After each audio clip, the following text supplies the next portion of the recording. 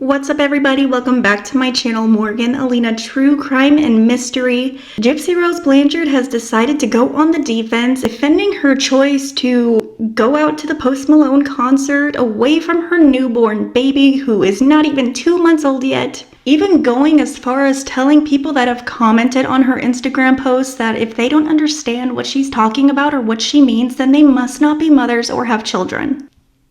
Thinks it's totally normal. Totally okay. She basically described motherhood in a very, very negative way. Like, extremely negative. Not one good positive thing about her daughter. Pretty much Gypsy feels in what Gypsy needs, which is not surprising whatsoever. And I want to get into exactly why this is not surprising and the red flags that I think that Gypsy Rose Blanchard's behavior is already showing so early on in regards to her daughter and her future in motherhood.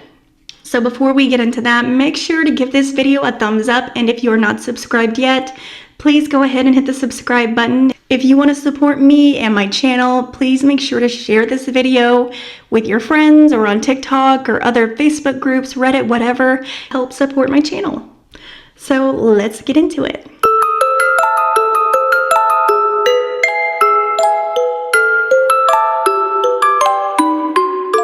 And if this is your first time watching any of my videos or even hearing about Gypsy Rose Blanchard and you want to know more about her case, go check out some of my older videos that I've posted here on YouTube. But Gypsy Rose, as we all know, went to the Post Malone concert when she was live streaming on Instagram the other day.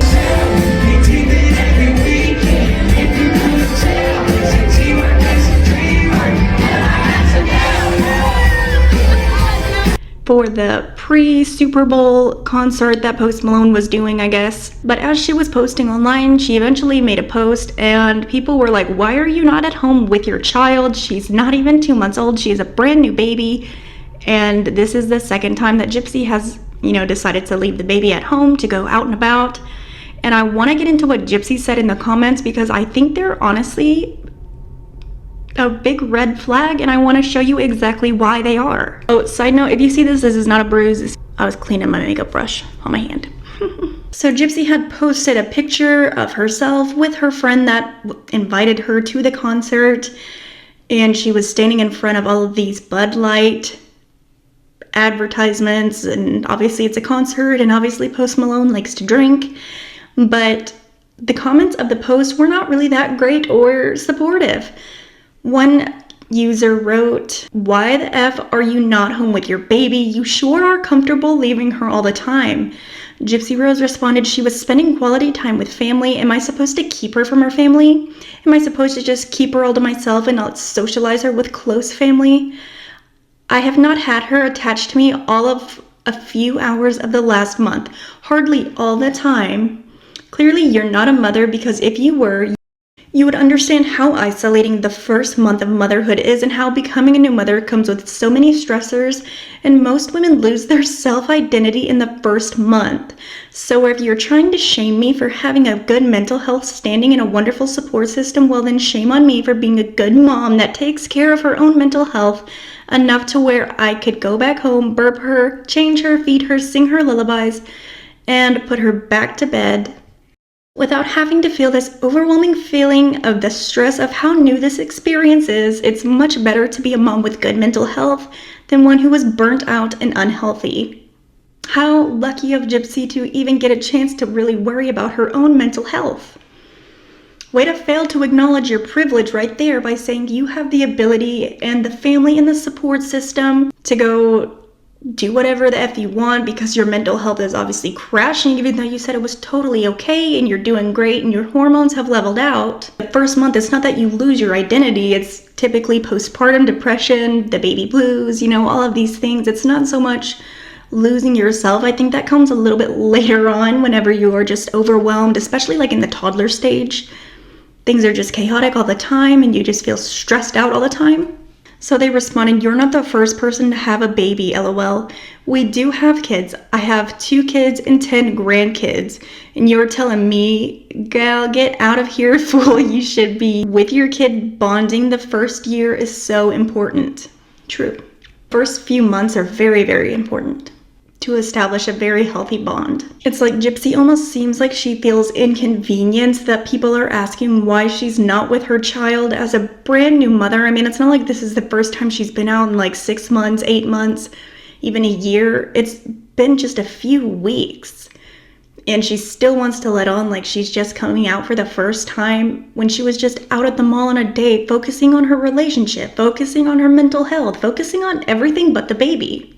This user said, you need to put a bra on and go home and take care of that baby you wanted so badly. I'm so thankful to have a wonderful support system that is so vast that I am able, these nonstop hours after a month of nonstop feeding, burping, getting up every 2 hours, I deserved a few hours to listen to some good music, and if you can't understand that, then clearly you aren't a mother, and you haven't been through the isolation, sleep deprivation, and hard work that is being a mother. Mothers deserve their own identity as well. We formula feed and she was fed right before I left. I am so thankful to have such an amazing and fast support system who I trust with the care of my daughter. I don't feel comfortable yet with getting a sitter, so I rely on family to babysit for a few hours, and then it's back to the grind of taking care of my sweet baby girl. I was back that night and fed her and changed her and laid her on my chest, burped her and sang her a lullaby, and then put her to bed.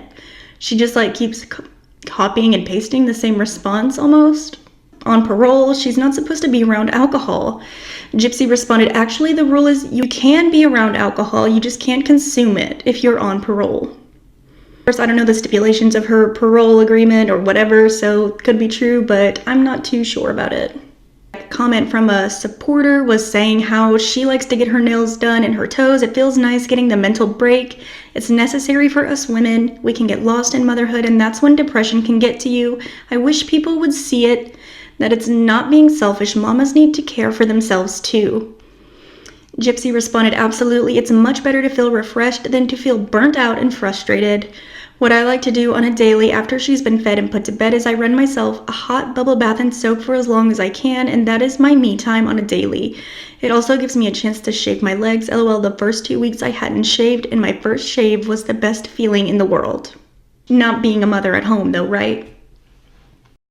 I think Gypsy just assumes that we all forget that she literally lives with her family part-time and then lives with Ken part-time, so I'm not exactly sure how she's feeling isolated or like she's doing it all herself, like she wants to try to let on. And if she's so sleep deprived, why is she going to a concert late at night instead of trying to catch up on some rest? Because I've never one time been to a concert and felt refreshed leaving it. That's ridiculous. And I find it interesting that she chose the phrase back to the grind, referring to how she's caring for her daughter. Why would you describe your motherhood journey the grind? The grind is like going to work an 8-hour shift at a job that you don't really like, but you just gotta do it. So the way that she's describing her motherhood journey, bonding with her child as the grind,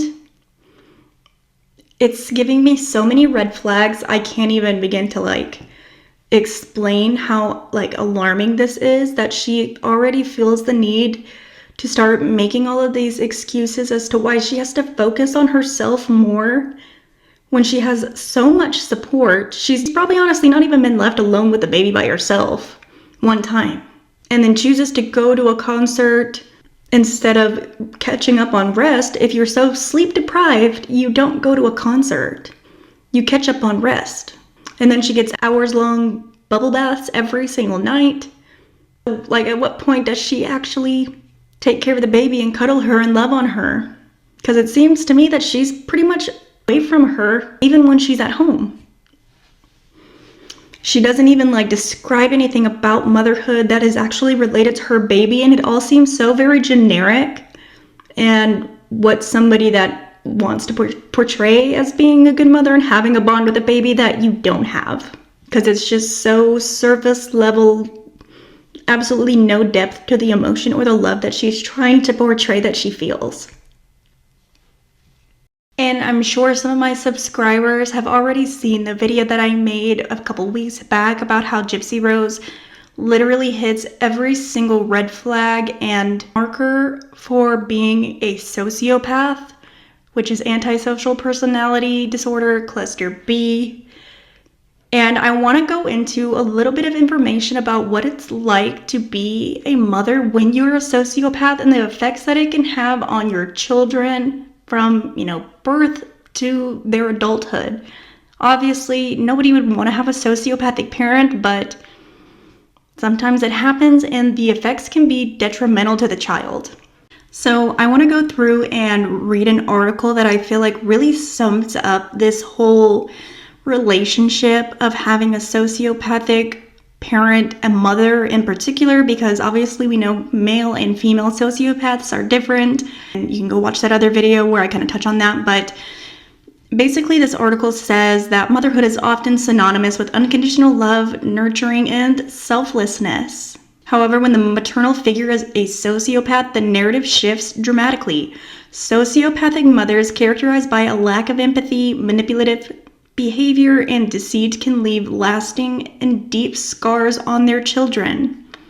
Understanding the effects of these relationships is crucial for those that are affected and for professionals that may be working to support them. And obviously we know Gypsy totally refuses to get any kind of professional help and feels that she doesn't need it, which is pretty typical among sociopaths. I feel like there's nothing wrong with them, because they also kind of have characteristics of narcissism, and a lot of the times these disorders overlap. So sociopathic mothers will have a facade of normalcy. The sociopathic mothers are often adept at presenting a facade of normalcy to the outside world. They can appear charming, loving, and attentive in public, creating an image of the perfect mother. This ability to mask their true nature makes it exceedingly challenging for outsiders to recognize the underlying destruction and dysfunction. Teachers, friends, and even extended family members may be completely unaware of the turmoil occurring behind the scenes and behind closed doors. This facade not only protects the sociopathic mother from scrutiny, but it also isolates the child, who may feel invalidated or disbelieved when they attempt to share their experiences. Children of sociopathic mothers experience the full extent of their manipulative behavior. The mothers often employ a range of tactics to control and dominate their children, including gaslighting, guilt tripping, and emotional blackmail. Gaslighting involves making the child doubt their own perceptions and memories, leading to confusion and a distorted sense of reality. Guilt tripping might involve making the child feel responsible for the mother's happiness or unhappiness, which is kind of like what she's already doing at this point, blaming the baby essentially for potentially falling into a depression and therefore justifying her actions to be away from her baby at a concert. It says this can make the child feel responsible, and then that fosters a deep sense of obligation and guilt. Emotional blackmail can include threats of withdrawal of love or support, creating a constant state of fear and anxiety in the child. The emotional abuse that is inflicted by sociopathic mothers can be very severe and multifaceted. The mothers may engage in constant criticism, belittling, and demeaning behavior, eroding the child's self-esteem and sense of self-worth. This might be highly unpredictable, alternating between affection and hostility, which keeps the child in a state of constant uncertainty and hypervigilance. This unpredictable environment can lead to a significant emotional instability within the child, who learns to walk on eggshells to avoid triggering the mother's wrath. They will often isolate their children from others who might offer support or validation, which can discourage friendships or undermine relationships with certain family members, and create a narrative that paints the relationship with the child. It paints the outside world as dangerous or untrustworthy. This isolation serves to increase the child's dependency on the mother and further entrench the manipulative and controlling dynamics. A lack of external support can leave the child feeling trapped and alone with no avenue for escape or validation of their experience. These children may struggle with a coherent sense of self, often internalizing the negative messages and criticisms from their mother. They might grow up believing they are inherently flawed, unworthy, or unlovable. This distorted self-image can lead to difficulties in forming healthy relationships, achieving personal goals, and maintaining mental health. A lot of the times whenever children try to reach out or speak to anybody about the mother's behavior, they're often met with disbelief or minimization of the experiences due to the effects that the mother has on those around them and the sort of charming exterior that the mother can present. And then this lack of validation can then deepen the feelings of isolation and helplessness. Additionally, the fear of retaliation from the mother may prevent children from speaking out or seeking support. They may also be at a higher risk for developing mental health disorders, such as depression, anxiety, PTSD. However, with appropriate support and therapeutic intervention, it's possible to heal from these experiences and build a healthier, more fulfilling life. They say that, but whenever you are raised in a situation, it's very, very hard to move past something, especially if it occurs every single day in your childhood, like being raised around a person that just impacts you in such a way that you don't know how to change. It says typically sociopathic mothers will engage in constant manipulation and belittlement, systematically eroding the child's sense of self-worth.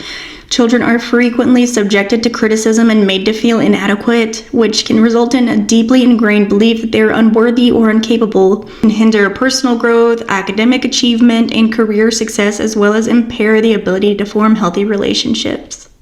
Trust issues are another significant consequence of being raised by a sociopathic mother. These children are repeatedly deceived and manipulated by someone who is supposed to be their primary source of safety and support. This mistrust can lead to isolation, difficulties in maintaining friendships, and challenges in romantic relationships. The fear of being hurt or betrayed often causes these individuals to keep others at a distance, further perpetuating feelings of loneliness and alienation. The absence of a stable and supportive emotional environment is a hallmark of life with a sociopathic mother, leading to significant emotional dysregulation due to the constant emotional turmoil and inconsistency that they experience. This dysregulation can manifest as mood swings, outbursts of anger, or inability to cope with stress. As adults, these individuals may find it difficult to navigate emotional challenges. Children in environments are constantly on edge, never knowing what to expect next. This state of hypervigilance can lead to a generalized anxiety, panic attacks, and pervasive sense of fear. Additionally, the emotional neglect and invalidation of their feelings can result in deep-seated depression and struggle with attachment issues due to the inconsistent and often harmful behavior of their primary caregiver. These children may develop insecure attachment styles. They may either become overly clingy, independent, or emotionally distant and avoidant in relationships. These attachment issues can affect their ability to form healthy bonds with others, impacting their social and romantic lives. Growing up in emotionally chaotic environments can make it difficult for children to accurately identify and understand their own emotions. Sociopathic mothers often invalidate or ignore their children's feelings, leading to confusion about emotional experiences. This difficulty in emotional identification can result in challenges with self-awareness and emotional intelligence, hindering personal development and interpersonal relationships. A sociopathic mom can morph into any persona that suits her in any given moment. She has an adaptability. She can, pivot at any single moment that she needs to, because she's able to read the cues of what somebody is looking for or wanting or expecting of her to act, and she can immediately portray it. When others are watching, she launches into supermom mode. She dotes, she encourages, she loves, and she attends. She provides the snack at the end of the soccer game. Everybody loves supermom. Then when the game is over and the family is back home, doesn't need to be the supermom anymore because no one is around to entrap as future tools of manipulation. Far from being a nurturing, loving attachment figure, the sociopathic mother is cold, abusive, frightening figures that represent chaos and emotional distance. She ignores and she neglects, she controls and manipulates. To the sociopathic mother, her child isn't a person in his own right, but a possession that exists to serve her. She uses insincere, shallow affection to manipulate. She hardly praises or encourages, but lavishes the child with verbal abuse and punishment. Society's norms mirror our biological wiring. Mothers are designed to nurture and protect, so when they don't, the results are devastating to the child. And typically, kids can display behavior of such things by, the isolation or problems expressing themselves or becoming violent themselves, bullying or acting very aggressive. Typically, whenever you see a kid that's really a bully when they're especially young, It's because there's something going on at home and they're wanting to hurt others the way that they feel hurt. They become easily distracted, either overly emotional or just completely flat emotionally, or they'll have poor school performance. Approximately 25% of kids develop a mental illness, such as childhood anxiety and depression. Sociopathic parents instill fear, shame, and a sense of worthlessness and self-blame in their children. A sociopathic parent is what a child fears, the monster under his bed and everywhere, and he can't turn to this parent for comfort.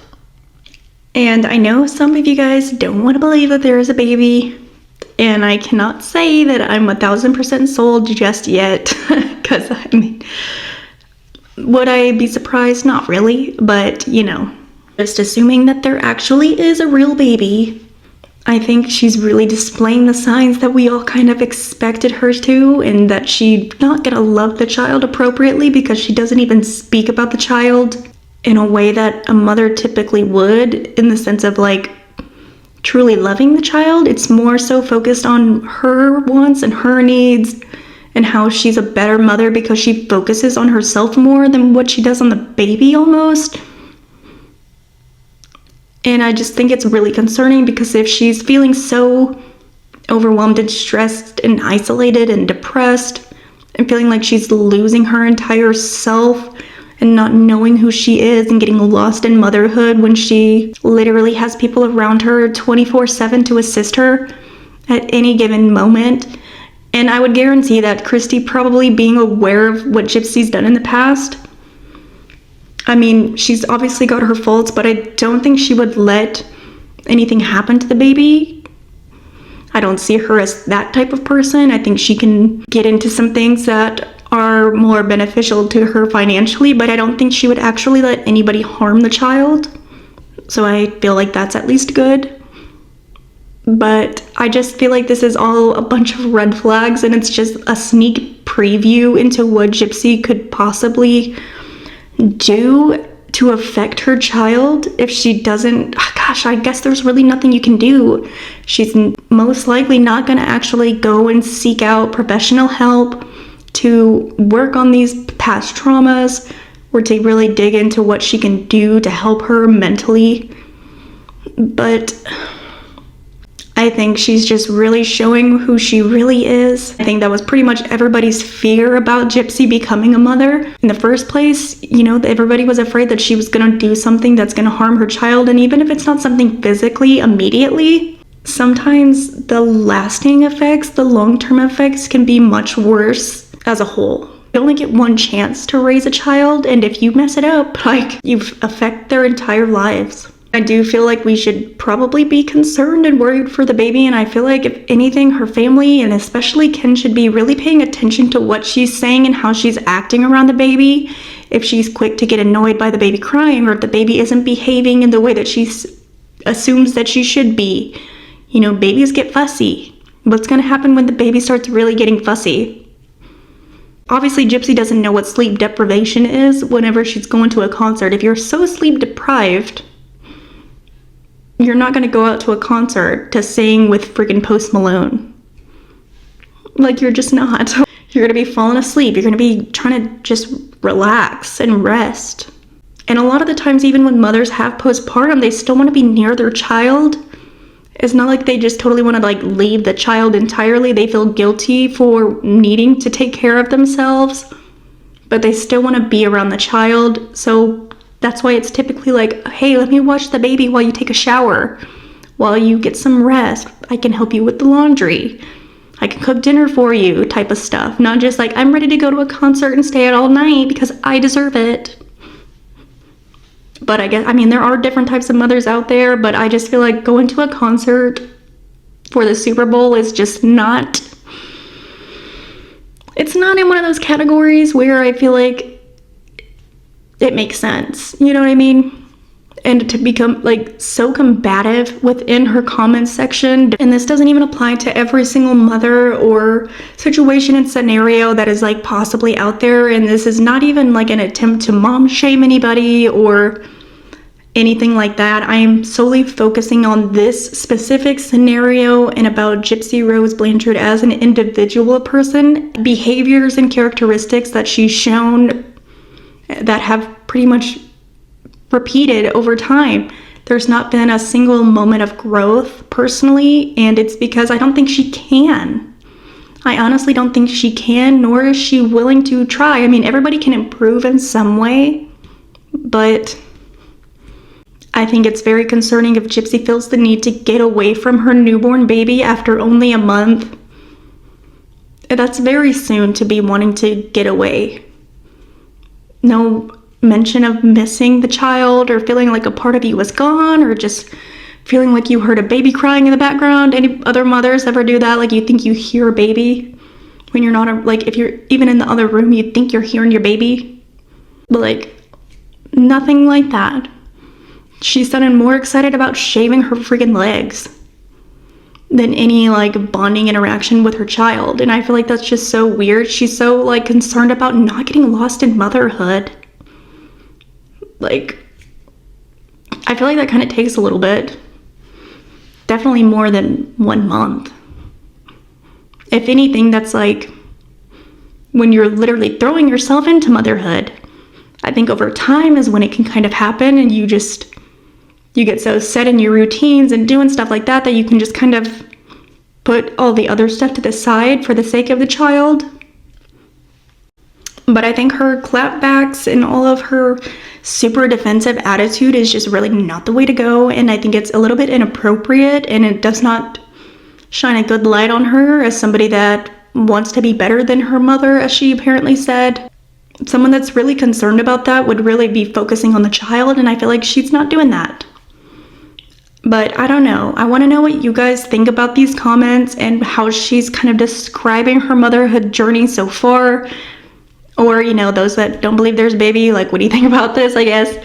Let me know down in the comments. And if you enjoyed this video, make sure to give it a thumbs up and hit that like button. And then also be sure to hit the subscribe button if you liked my video and you want to see more videos about this or some other things that I put out. Be sure to do that. I appreciate all of you guys that have already subscribed and that stay pretty faithful in the comments. I do read all of those and I do appreciate it. So yeah, let me know what you guys think down below. Tell me your thoughts. I like to hear them. See you guys later. Bye.